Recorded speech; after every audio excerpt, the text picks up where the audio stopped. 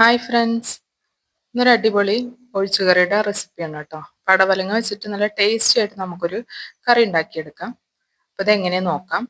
നല്ല കഴുകി വൃത്തിയാക്കിയിട്ട് ചെറിയ കഷ്ണങ്ങളാക്കി നുറുക്കിയെടുത്തിട്ടുള്ള പടവലങ്ങ ഒരു മൺചട്ടിയിലേക്ക് ഇട്ട് കൊടുത്തിട്ടുണ്ട്.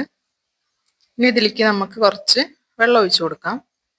പിന്നെ ഇതിലേക്ക് പൊടികളായിട്ട് എരിവിന് വേണ്ടിയിട്ട് ഒരു 1.5 ടീസ്പൂണോളം മുളക് പൊടി, കുറച്ച് മഞ്ഞൾപ്പൊടി ഇതെല്ലാം ചേർത്ത് കൊടുത്തിട്ടുണ്ട്.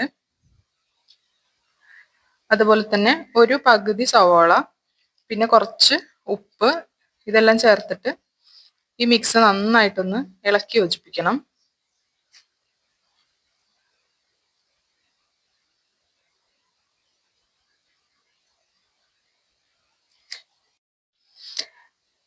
നന്നായി മിക്സ് ചെയ്തെടുത്തതിന് ശേഷം ഇത് നമുക്കൊരു 10 മിനിറ്റ് മീഡിയം ഫ്ലെയിമിൽ ഇട്ടിട്ട് നന്നായി ഒന്ന് വേവിച്ചെടുക്കണം. ഒരു 10 മിനിറ്റ് കഴിഞ്ഞിട്ട് തുറന്നു നോക്കിയിരിക്കണം കേട്ടോ. അപ്പോൾ അതേ കഷ്ണങ്ങളൊക്കെ നന്നായിട്ട് വെന്ത് വന്നിട്ടുണ്ട്. ഉപ്പൊക്കെ പാകമാണ് കേട്ടോ. ഇനി നമുക്ക് ഇതിലേക്ക് ചേർക്കാൻ ആവശ്യമായിട്ടുള്ള അരപ്പ് തയ്യാറാക്കണം. ഇതിനു വേണ്ടിയിട്ട് ഞാൻ കുറച്ച് തേങ്ങ എടുത്തിട്ടുണ്ട്. പിന്നെ ഇതിലേക്ക് തേങ്ങയുടെ കൂടെ അരയ്ക്കാൻ എടുക്കുന്നത് ഉണക്കച്ചെമ്മീനാണ്. ഒരു പിടിയോളം ഉണക്കച്ചെമ്മീൻ വൃത്തിയാക്കി എടുത്തത് ചേർത്ത് കൊടുത്തിട്ടുണ്ട്. പിന്നെ ഒരു 3 അല്ലി വെളുത്തുള്ളിയും കൂടി എടുത്തിട്ടുണ്ട്. ഇനി ഇത് നല്ല പേസ്റ്റ് പരുവത്തിലൊന്ന് അരച്ചെടുക്കാം. കുറുകി വന്നിരിക്കുന്ന ചാറിലേക്ക് നമ്മൾ അരച്ചു വെച്ചിട്ടുള്ള തേങ്ങയുടെ മിക്സ് ചേർത്ത് കൊടുക്കുകയാണ്. ഇപ്പോൾ കറിയുടെ ചാറ് നമുക്ക് ആവശ്യത്തിന് വെള്ളം ഒഴിച്ചിട്ട് ഒന്ന് കറക്റ്റ് ആക്കാം. ഇതിപ്പോൾ തേങ്ങ ഒഴിച്ചപ്പോൾ തന്നെ കറക്റ്റ് പാകമായി വന്നിട്ടുണ്ട്. ഇത്രയും ചാറ് മതി കേട്ടോ.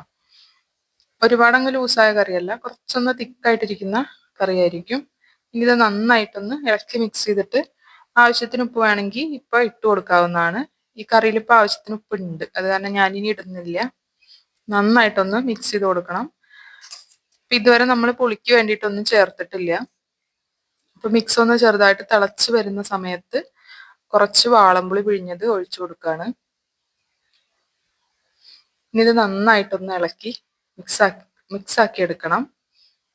അപ്പം ആവശ്യത്തിന് ഉപ്പും പുളിയും എല്ലാം ആയിട്ടോ. ഇനി ചെറുതായിട്ടൊന്ന് തിളച്ച് വന്നാൽ മാത്രം മതി. കറി ഇവിടെ റെഡിയാണ്. ഇനി നമുക്കിതൊന്ന് വറുത്തിടണം. കുഞ്ഞുള്ളിയും കടുകും കറിവേപ്പിൻ്റെ ഇലയും വറ്റൽമുളകും എല്ലാം ചേർത്തിട്ട് വെളിച്ചെണ്ണയിൽ നമുക്ക് ഈ കറി ഒന്ന് വറുത്തിടാം.